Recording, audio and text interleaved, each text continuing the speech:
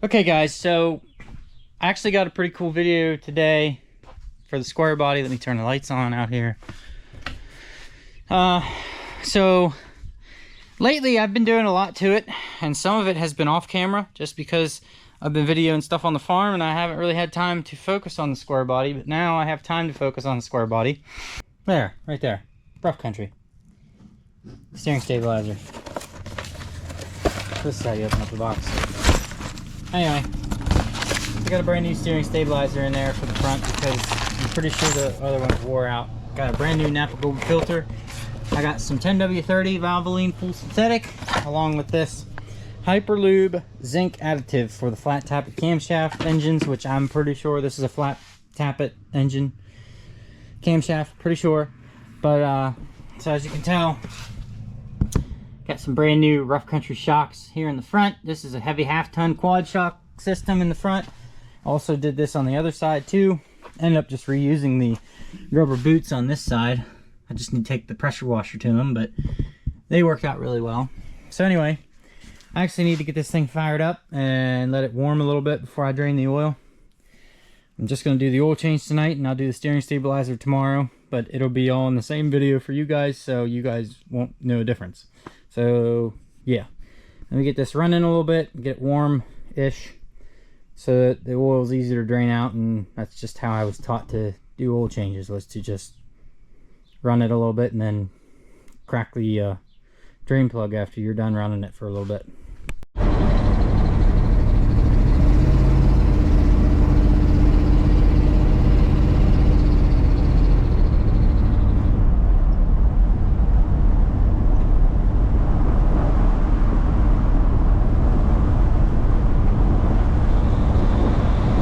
Okay, so I actually pulled my dipstick up out and took my fill cap off. I always do that too because it helps the oil drain a little bit better. So I believe, if I'm not mistaken, I could be wrong, but I'm pretty sure it's a 15 millimeter. So we'll do that. Use a 15 millimeter if I can get this thing on here with one hand. There we go.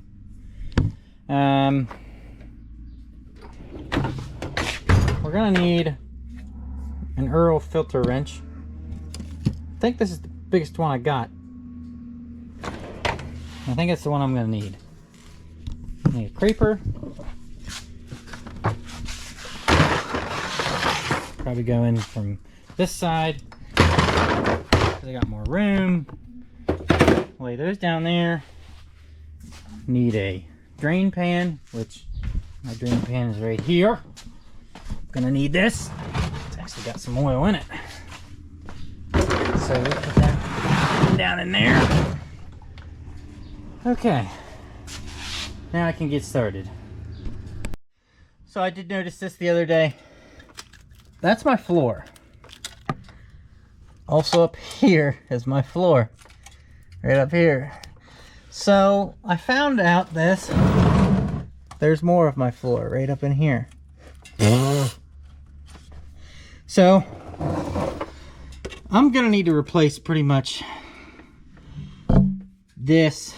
I'm gonna need to get a new thingy here. Probably not, well, maybe a new bolt, I don't know. And this floor pan is gonna need replaced.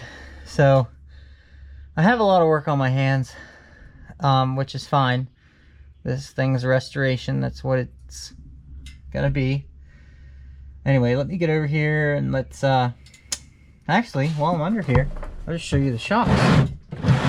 So these shocks actually weren't that hard to replace. Bunch of mud and crap on them. But right in here, you see, I had to put a bunch of washers in there for spacers. So these shocks were a little bit bigger because I didn't want them to touch. Man, I'm upside down. So you can see that there's just a small gap in between there. So the old shocks weren't as like wide as these. They're a little bit more narrow, like the tube of them was. But I was actually able to measure out. So it's 1, 2, 3, 4, 5, 6.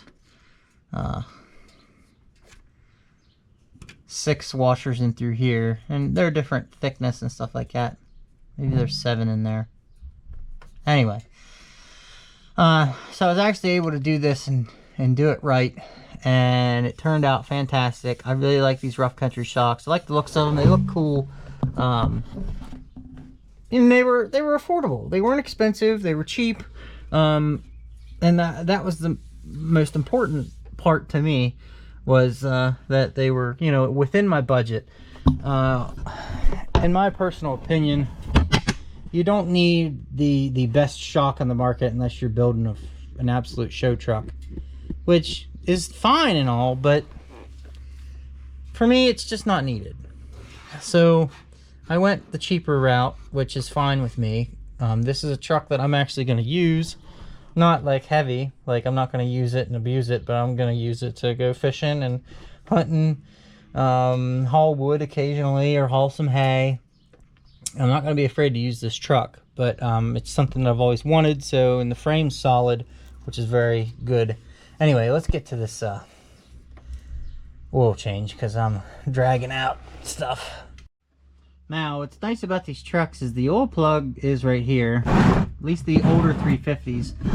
In the 90s, they went to this stupid... So the oil filter is right here, and they're using a Fram, which the guy that I bought it off of put the Fram on it, which I highly despise. I do not like Fram filters, and I don't even know what oil he used in this thing. I prefer 10W30 synthetic with an oil additive. That's what I like. That's what I use. It's worked out good for me, and so that's what I stick with, along with a Wix or a Napa Gold filter. But what's nice about these older generation 350s is because their filter is up and down, so you can actually pre-fill that filter, which is nice. The 90s, you couldn't do that because they were upside down and kind of like in a vertical upside down angle. So the oil drain plug is obviously in the same place that it's always been on these old 350s or 305s, which is the 350. So let me pull this plug, which again, it should be a 15 millimeter. Let me check that because that feels sloppy. Very, very sloppy. So maybe a 14 millimeter, and it might also be standard. Okay, so that's a 14 millimeter, and that actually fits really snug on there. I don't really like sockets that, you know, go on anything. I don't like them to feel sloppy. So that's kind of like where I'm at. I like things to be nice and snug on whatever I'm taking off or putting on, because that's also a way, that's how you strip stuff around the drain plug head, bolt off, or whatever you want to call it. I'm gonna have to move you guys back a little bit. I'm sorry if you can't see anything. We're gonna take this Earl out, which it doesn't look fantastic, but it doesn't look terrible either. Kind of that. It's probably conventional. These old V8s can handle synthetic. Like, it's not gonna hurt anything. Never had any issues with synthetic oil. So yeah, that's just kind of what I stick with.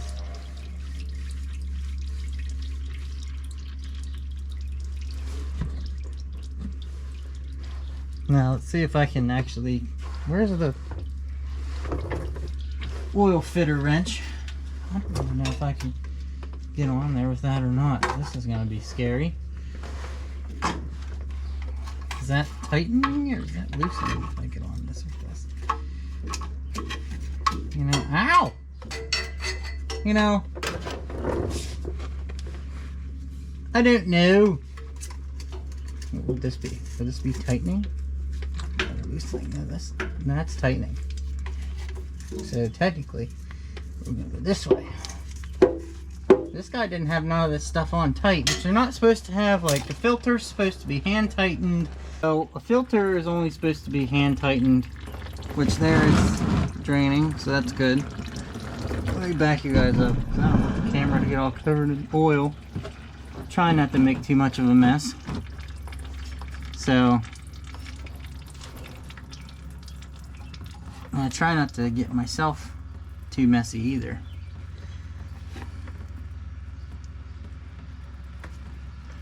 So this is actually pretty nice. Good God.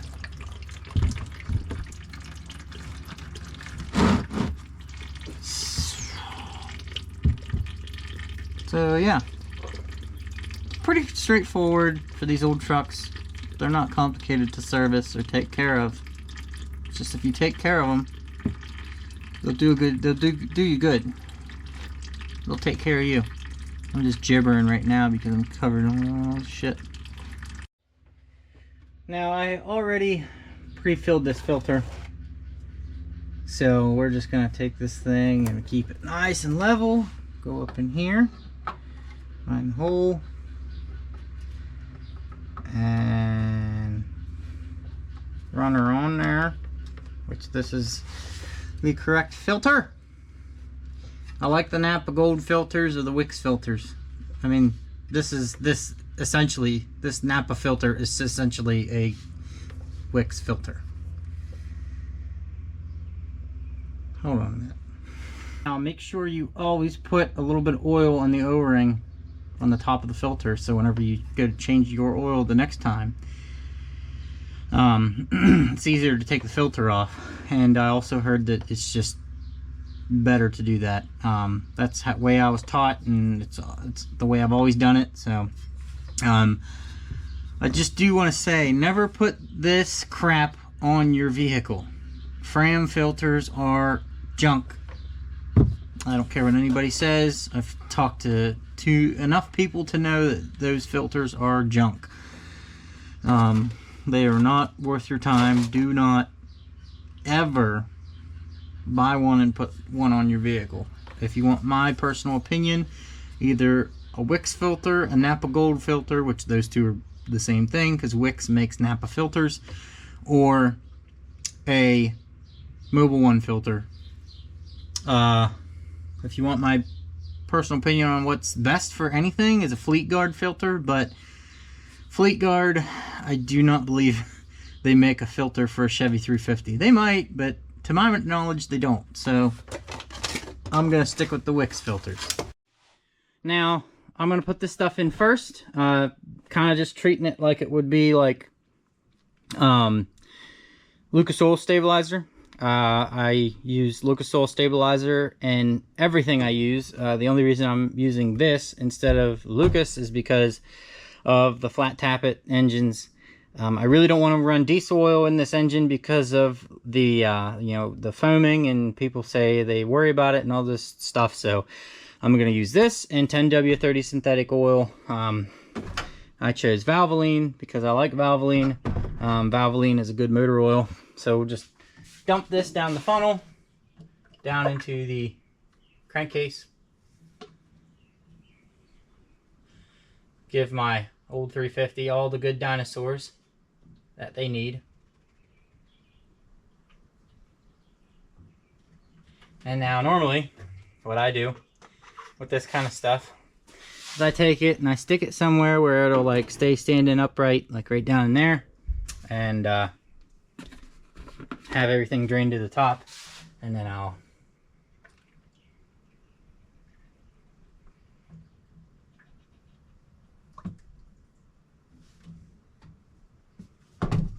almost overflowed it. Went down into a couple drops, went on the leaf springs. That's okay, prevents rust. I don't think I need to put all of this in there. Okay, there's 1 quart left in there. So we'll leave that 1 quart in there because I don't know how much these old 350s take. I think like a gallon would be like 4 quart, but we're gonna make sure. So I'll wipe this down. And I'm sure some of you that are watching this have already changed oil and stuff enough to know what I'm doing and what you're supposed to do and blah blah blah blah blah, but yeah, showing I need to add some to it. Maybe these old 350s take 5 quart. Well, I also got to remember that I did fill the filter, so there's that too.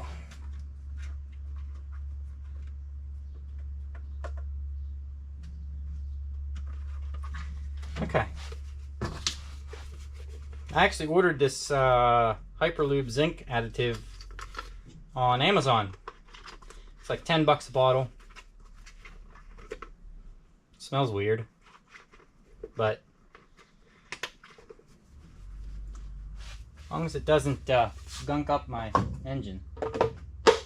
So I added what oil I think I needed to add.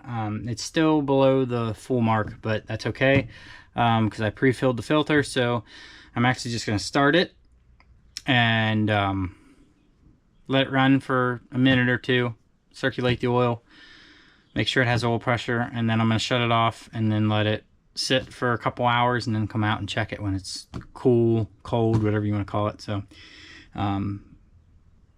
yeah, let's get to it. Okay, I'll put you guys here right by the oil gauge because I actually did fix that, so that works now.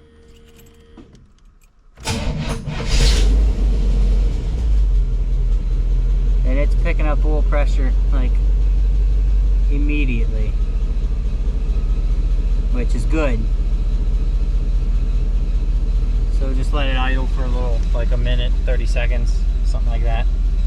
Let it circulate the oil, and then see, here's the thing, like I didn't change it immediately after I bought the truck, which I should have, which I know that's what a lot of people do. Like, change your oil when you buy something. I always change the engine oil immediately, right now. Like, that's the first thing that you do, for the reason that you know what's done to the vehicle or the tractor or whatever you buy, because you don't always know what's done to your stuff when you buy stuff. So you need to know. So the best way to do that is just do it yourself, or get somebody that you trust to do it, and then go from there. So that's my advice to you, is like when you buy something, when you get anything like that, always change the oil first and then go from there and start replacing parts or whatever you want to do. So that is the best advice that I've ever been given by anybody. So there. Now we'll let her sit for a couple hours and come back out and check the fluids. Okay guys, so this here, this is the steering stabilizer I'm taking off, and I think it's actually going to be pretty simple to take off, I hope. Here, let me try and get it off here real quick. So yours is...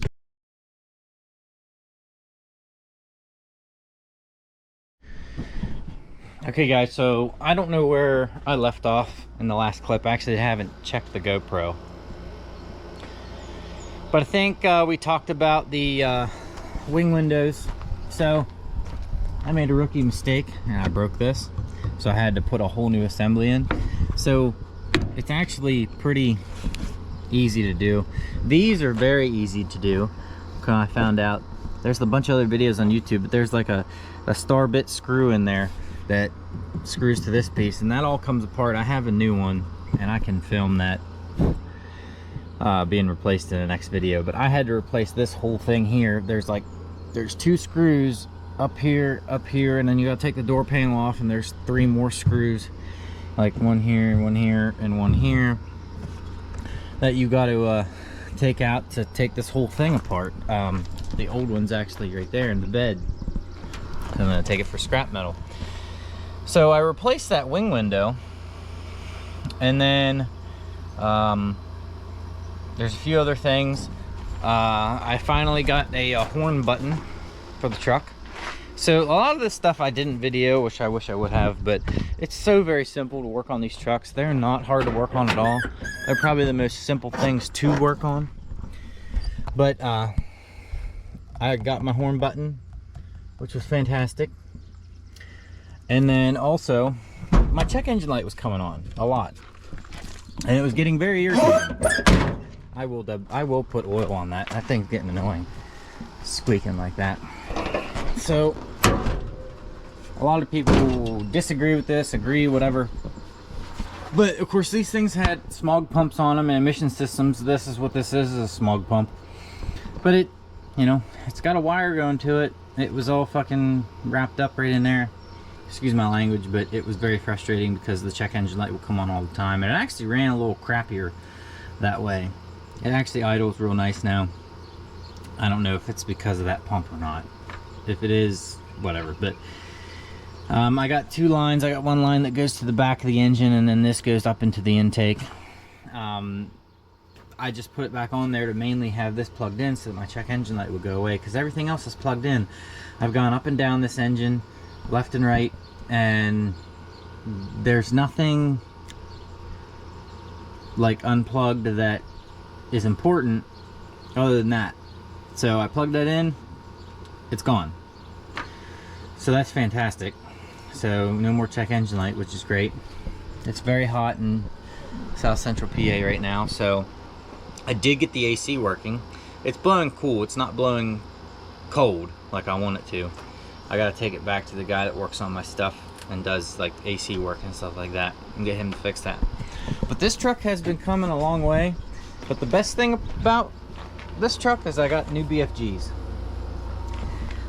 I debated on what tire to go with. Like, I'm not gonna be using this truck to haul a lot of heavy loads.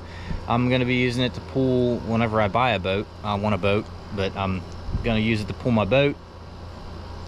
I have a small like 6x10 trailer over there that I used to haul my side-by-side on, and my four-wheeler. So eventually whenever I have a side-by-side, I'll put the side-by-side on the bed and I'll put the four-wheeler in the bed of the truck.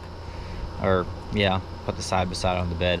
Put the side-by-side on the trailer, put the four-wheeler in the bed of the truck with all my gear when I go riding with my buddies and stuff like that. But it's came a long way, and it's doing really good. I actually sold my OBS because I wanted to focus on fixing up this truck. So I sold my red truck, and you've seen that on the channel before, but I sold it, got rid of it. So I'm gonna take that money and I'm gonna put some of it towards this. And part of that is new wheel wells, because these things suck. They're rusted out, they're junk, they need replaced. So that's next on the list, along with the new exhaust. So I ordered a bunch of stuff through Amazon, exhaust tips and whatnot, just because I want to do a 2.5-inch exhaust tubing out to 3-inch tips. I really like the bigger tips. I like them when they're like bigger, round and long, and I'm gonna have them come out at a 45-degree angle, so I think it'll look really nice. And then once I get the rust fixed and painted, it'll really stand out. But anyway, I just wanted to conclude this video because I've been putting off putting the video up for like a while now because we've been so busy on the farm. I haven't been able to film any of that, which upsets me, but working on it. But anyway guys, if you enjoyed this video, please hit that thumbs up, subscribe, and I will see you in the next one.